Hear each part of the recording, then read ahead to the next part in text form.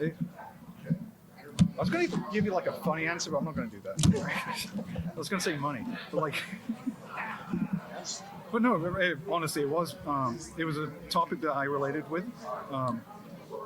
It's the story is a rite of passage of someone that goes back to their family home and learns about their family history. And I went for the exact same thing in my life, going back to the family house in India. And I grew up with this rosy image of everything. But then I learned my family are just normal people, good and bad. And that kind of helped me learn about myself. And the same thing applied to this film. But the other thing is just it's a horror film, and that's kind of my jam. Even though I don't watch a lot of horrors anymore, but thrillers, horrors, anything that you can't see with your own two eyes in real life, I'm all for that. That's like my thing.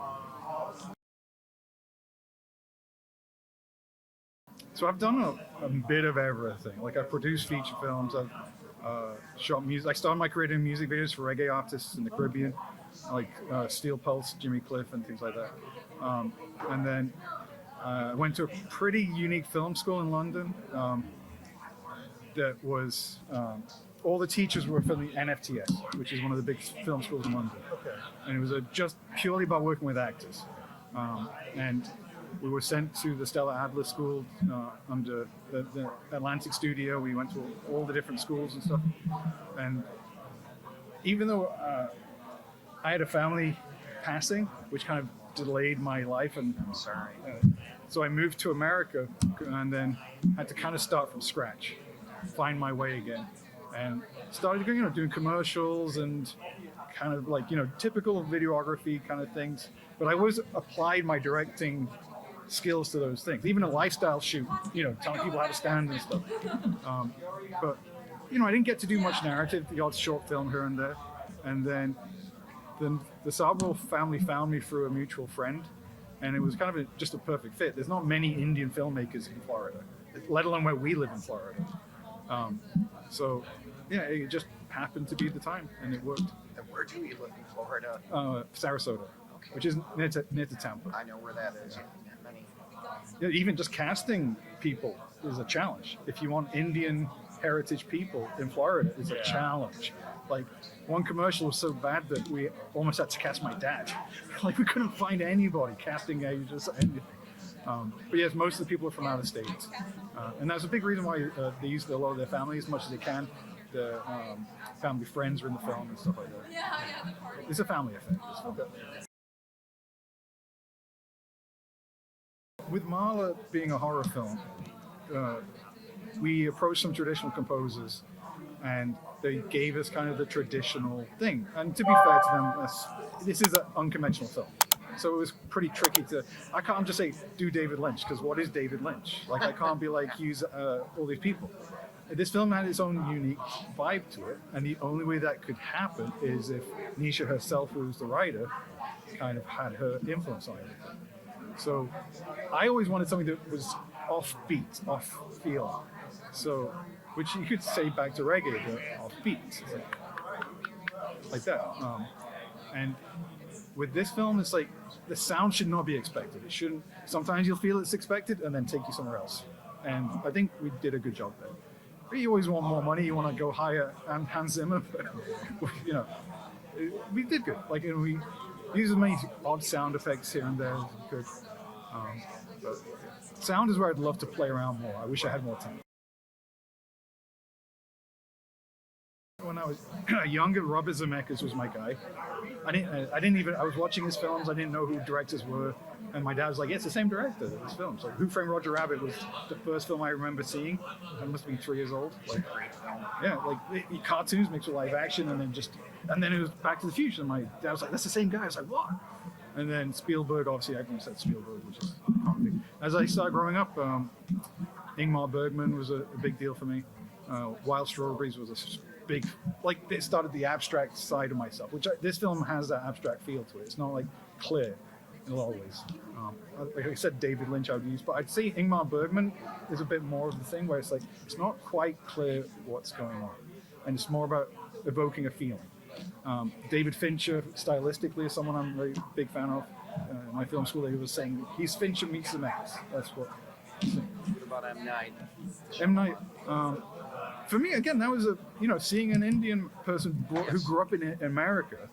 Like, I'm from the UK, and I couldn't think of anybody else. But that kind of, it was a big deal. Like, his parents are also doctors, and it was like, when I saw that he could do it, even though, to be fair, he had the different connections and stuff, but it was a good, and obviously, his first few films, fucking awesome. Like, you can't knock Sixth Sense, Unbreakable, Signs. People knock Signs, and I'm like, Signs is so good. It's just the ending, maybe the water stuff, like, but I don't care.